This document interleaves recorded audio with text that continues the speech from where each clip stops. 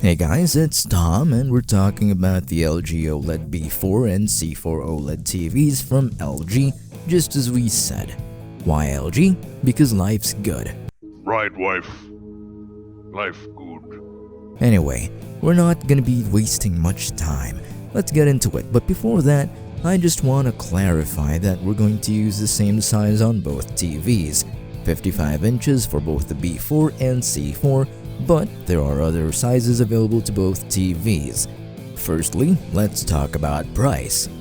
The B4 and C4 are obviously different in price, but it should be noted that the C4 does cost just a little bit more than the B4. At the moment, the B4 costs $3 shy of $1,000 at $996.99.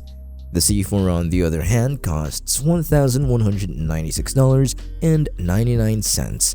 Now, for the most part, both TVs are practically the same.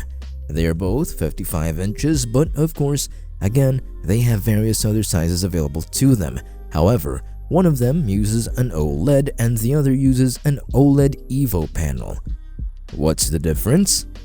I don't know, really. Well, the OLED EVO is claimed to have better brightness compared to the non-EVO panels, and it's also claimed to have better thermal efficiency, which means less heat compared to OLED panels and less burn-in risk, which you definitely wouldn't want on LED screens.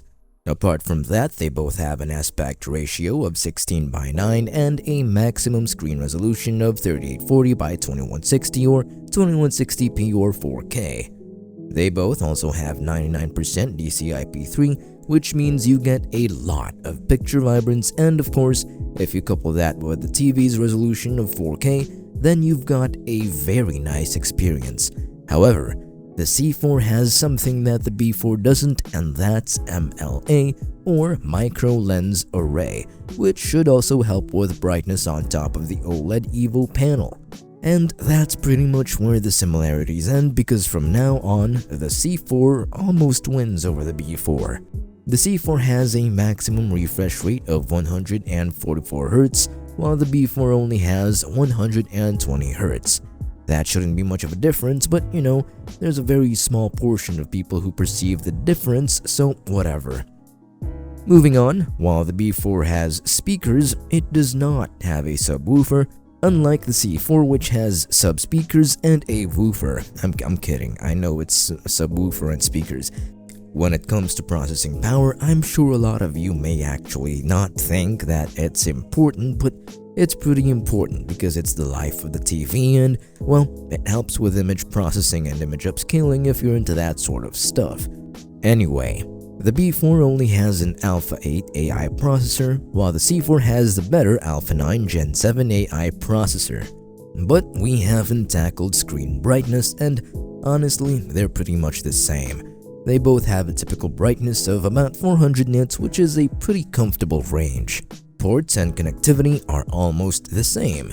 The B4 has two USB 2.0 ports, one Ethernet port, 4 HDMI 2.1 ports, one cable in port, and a few more other ports, while the C4 has the exact same, but with an additional USB 2.0 port. If you're interested in mounting this TV to a wall, they both use a 300 by 200mm VESA mount. Anyway, the truth is, there's not going to be a lot of differences in both TVs, or at least not a lot of differences that justify a higher price tag. So, while the OLED EVO panels seem to be a more enticing option, I think I'd settle with the LG B4, but that's just me. Make up your own opinions, and if you have made your opinion, you can scan the QR codes on screen right now, or you can click on the links in the description below. Anyway, I'm Tom and I hope you've been doing well. Thanks for watching.